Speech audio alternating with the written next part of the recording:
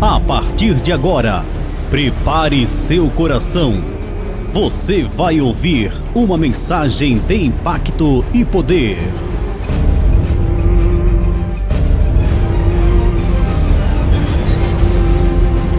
Prepare seu coração. Ministrada pelo pastor Gerson de Amorim.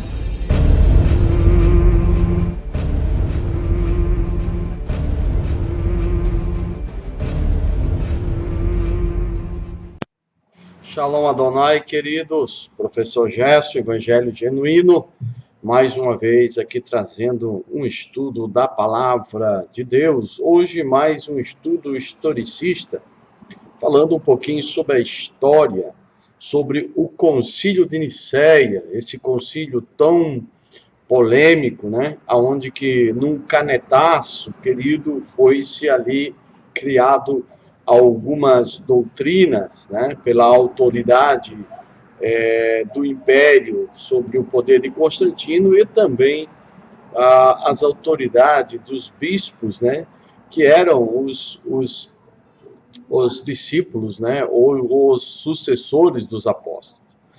Querido, a maioria dos escritos cristãos da atualidade, por incrível que pareça, eles suprimiram a verdade sobre o desenvolvimento do cristianismo e ocultaram os esforços de Constantino, o imperador, para conter o caráter vergonhoso dos presbíteros, que agora são chamados pais da igreja.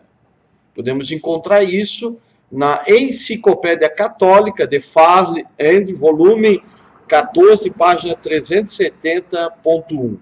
Houve, querido, um interesse político, houve um suprimento dos problemas que aconteceram no Concílio de Nicéia. Por isso que o Concílio de Nicéia, ele foi no canetaço para criar uma nova religião, para unir o império, e a política fosse beneficiada, e ali, então, querido, se uniu o útil ao agradável, para que as coisas pudessem, querido, funcionar no império do sábio imperador Constantino. Mas vamos lá. Registros antigos, querido, revelam a verdadeira natureza dos presbíteros e a pouca consideração em que foram realizados concílios. Queridos, foi sutilmente reprimida por modernos historiadores da igreja. E você entende isso, você compreende isso quando você olha os dicionários clássicos de metodologia, religião e literatura de Anne Hart, Ocas Seifert, Gramsci, de Nova York, 1995, página 544, traço de número 5. Na realidade, meus amados, eles foram os companheiros mais rústicos, ensinando em estranhos paradoxos. Eles declararam abertamente que ninguém estava apto a ouvir seus discursos, pois eram ignorantes. Eles nunca apareciam nos ciclos dos mais sábios, mas se infiltravam entre os ignorantes em cultos, divulgando nas praças, feiras e mercados. Alguns grupos de presbíteros tinham criado muitos deuses e muitos senhores. Isso nós podemos ver em 1 Coríntios 8:5. E a numerosas seitas religiosas existiam, cada um com diferente doutrina. Isso nós podemos ver em Gálatas 1:6. Grupos de presbíteros entravam em confronto sobre atributos de seus vários deuses e criaram vários altares para competir com outros grupos. Do ponto de vista de Constantino, havia várias facções, e ele começou a desenvolver uma religião abrangente durante um período de confusão, em uma época de ignorância crassa, com 9/10 dos povos da Europa analfabetos. Isso foi apenas um dos problemas de Constantino. Segundo a Enciclopédia Católica, de volume 3,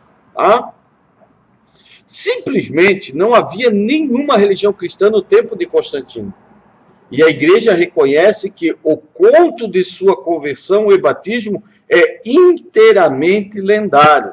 Tá? Você encontra isso na Enciclopédia Católica de Fale Ed, volume 14, página 370-1. Constantino nunca adquiriu um conhecimento teológico sólido, ou seja, ele nunca se converteu de verdade. Ele era um amigo do cristianismo, e usava o cristianismo, se beneficiava do cristianismo. Para ele, o cristianismo era uma ferramenta que somou para o seu poder político e a sua governabilidade qualitativa. E ele dependia fortemente de seus assessores em questões religiosas. Segundo a Enciclopédia Católica, né, a nova edição, volume 12, página 576. De acordo com Eusébio, que viveu 360 a 339, Constantino observou que entre os presbíteros havia facções, havia brigas, e era necessário estabelecer um Estado mais religioso, mais unificado, porque a união faz a força. A unidade fortaleceria o seu império. E isso era bom, mas esse mal necessário trouxe grandes problemas que até hoje várias igrejas herdam doutrinas que não são bíblicas porque se submetem ao canetaço dos concílios. Mas Constantino ele não conseguiu trazer um acordo entre as facções, ele não conseguiu unir, ele tentou, segundo Vida de Constantino, página 26 ao 8. Seus conselheiros avisaram que as religiões dos presbíteros tinham que ser destituídas com fundamentos e que precisava estabelecer uma forma oficial. Ou seja, Constantino tinha que usar a autoridade do seu império. Usar as leis por decreto. E Constantino viu nesse sistema confuso de dogmas fragmentados, sendo ele uma pessoa inteligente, a oportunidade de criar uma nova religião e que se ligasse ao Estado, neutros em termos de conceito e para protegê-lo por lei. Quando conquistou o Oriente em 324, ele enviou seus conselheiros religiosos, espanhol, Osíos de Córdoba, a Alexandria com cartas para vários bispos, exortando-os a fazer as pazes entre si, para que eles chegassem a um acordo teológico, para que eles pudessem chegar a um consenso de suas doutrinas e seus pensamentos e de suas devoções a seus deuses. Querido, a missão falhou. E Constantino, provavelmente por sugestão de Osíos, em seguida emitiu um decreto ordenando a todos os presbíteros e seus subordinados que fizessem o quê? Que viesse à cidade de Niceia, na província romana de Bitínia, na Ásia Menor. Para quê? Para resolver esse problema nesse famoso concílio de Niceia. Eles foram instruídos, os bispos, a trazer com eles os testemunhos que discursavam para a multidão. Trazer todos os discursos, pregações, ensinamentos, doutrina, teologia em código, para proteção durante a longa viagem. E entregá-los a Constantino no momento da chegada em Niceia. Você pode encontrar isso no Dicionário Católico Ad Arnaud, de 1917, Concílio de Niceia. Seus escritos totalizaram ao todo mais ou menos 2.231 pergaminhos. Entre eles estava contos lendários de deuses e salvadores, bem como um relatório das doutrinas discursadas por eles. Você pode encontrar isso na Vida de Constantino, volume 2, página 73. E tem mais, houve muitos registros que desapareceram no Concílio de Niceia. Assim, o primeiro encontro na história eclesiástica foi convocado. E hoje é conhecido como o Concílio de Niceia. Foi um evento bizarro que forneceu muitos detalhes sobre pensamentos clerical desde o início e apresentava uma imagem clara do clima intelectual vigente na época. Foi nessa reunião, querido, que o cristianismo nasceu. E as decisões tomadas no momento é que são difíceis de calcular. De acordo com registros, Eusébio ocupou a primeira cadeira à direita do imperador Constantino e proferiu o discurso inaugural, em nome do imperador. Você pode encontrar isso na Enciclopédia Católica, de Farley ed. volume 5, páginas 619 a 620.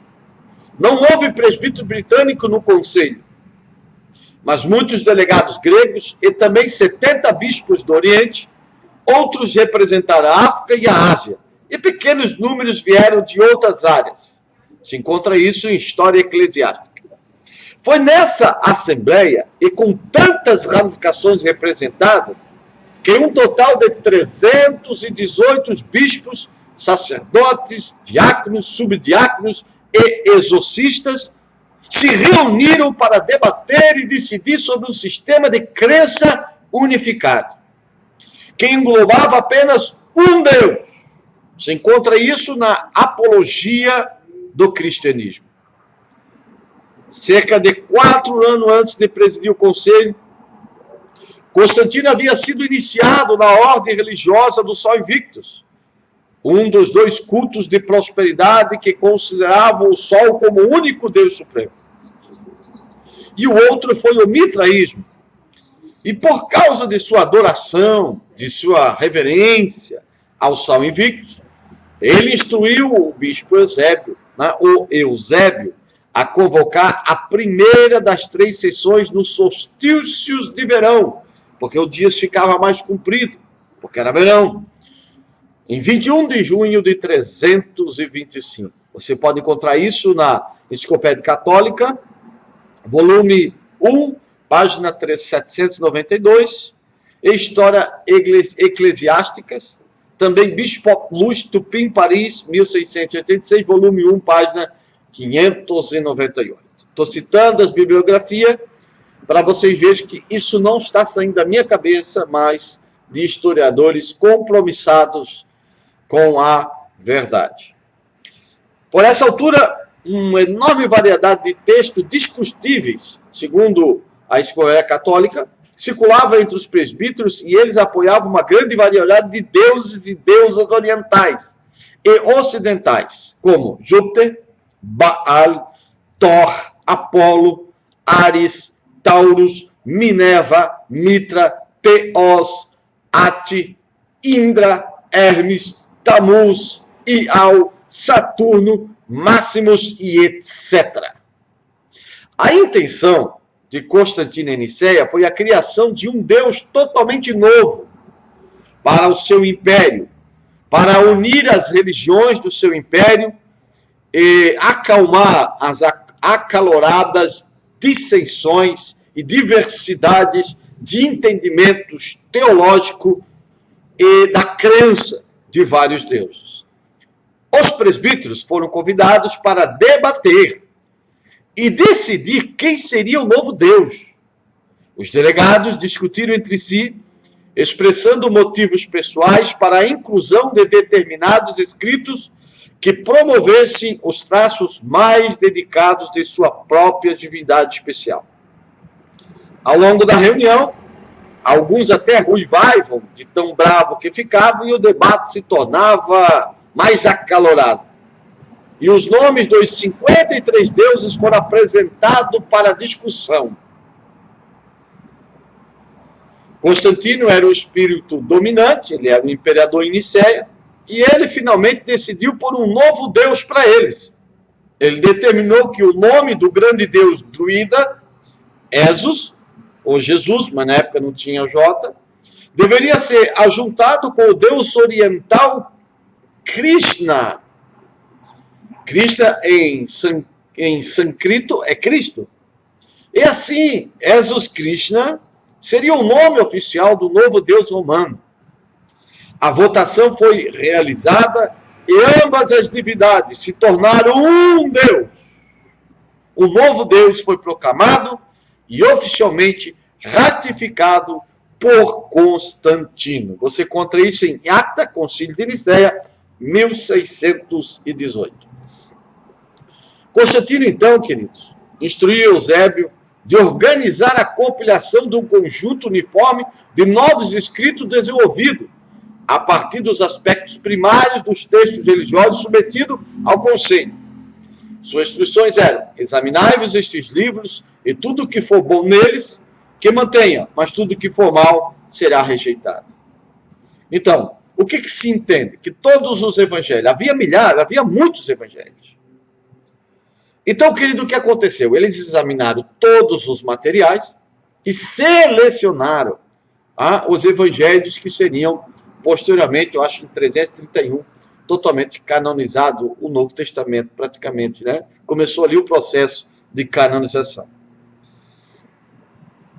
E ainda, Constantino disse: o que é bom em um livro, uni-vos com outros que sejam também. E será a doutrina do meu povo, que eu recomendo a todas as nações. Agora veja, o imperador recomendando os livros que deveriam ser lidos para, querido, estar em concordância com o quê? Com a divindade de Jesus Cristo. E assim não haverá mais guerra por outras religiões. Acabaria um pouco com os confrontos e faria com que as pessoas se unissem a uma única religião. E isso você pode encontrar em Good Book of Escra, opção e citação de Chapter, parágrafo 31.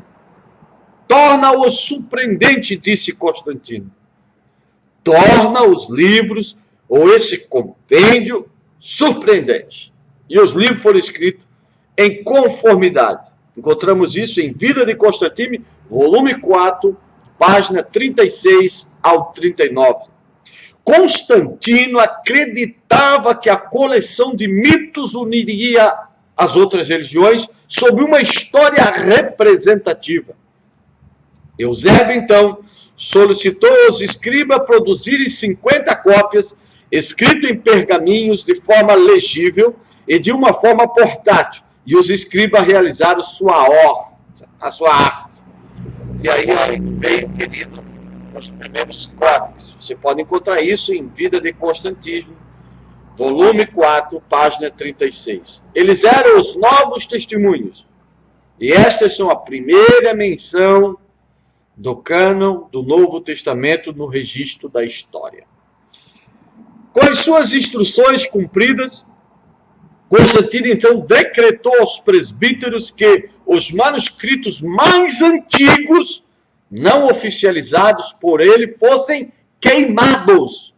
E declarou que se encontrasse com qualquer homem algum manuscrito antigo, que seria cortado de seus ombros, decapitado. Se encontra isso em Vida de Constantino, volume 3, página 29. Isso se vê que os escritos dos presbíteros anterior ao Concílio de Nicéia não existe mais. Olha quanto material foi perdido, com exceção de alguns fragmentos que sobreviveram. Alguns registros sobreviveram e eles forneceram implicações alarmantes para os documentos antigos da igreja.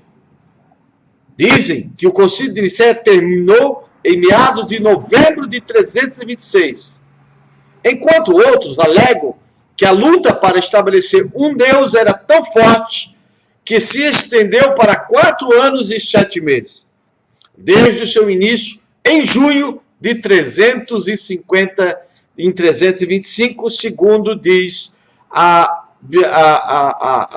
enciclopédia Segredos do Cristianismo ou Segredos dos Pais Cristãos. Esses registros históricos revelam que houve um alto interesse ao criar o cristianismo. Houve um alto interesse em criar o cristianismo como ferramenta de unificação, de politização e, querido, de unificação do império. Segundo a Esmela Clássica Dicionário, segundo J.M. Dent, London, 1910, página 161, segundo a Enciclopédia Romana, segundo Matheus Benson, Facts of Philo, de Nova York, 1994, página 86. Isso aqui é só a ponta do iceberg dos problemas que houve no Concílio de Nicéia. Mas uma coisa é fato. O Concílio de Nicéia foi uma obra humana para resolver problemas humanos. Não existe o dedo de Deus. O homem escolheu os livros que seriam canonizados. Não houve nenhuma inspiração. Não houve nenhum poder místico, nenhuma manifestação sobrenatural. Mas, no canetaço, no interesse político, cria-se, então, a divindade de Cristo. Jesus ele foi divinizado desde a sua ascensão ao céu. Até o Concílio de Nicéia houve um processo, aonde, querido, cada vez mais foi-se elevando a posição de Cristo. Cristo, segundo nos diz as Escrituras, Deus o elevou, mas a posição de um Deus na representatividade, e nunca como músio, nunca como essência. Shalom Adonai, mais um vídeo para conhecimento teológico. Deus te abençoe, em nome de Yeshua. Gostou? Quiser nos ajudar, deixe sua cooperação, deixamos o número da conta, se quiser nos ajudar a manter o nosso canal, nossa página no Facebook. Shalom Adonai, queridos.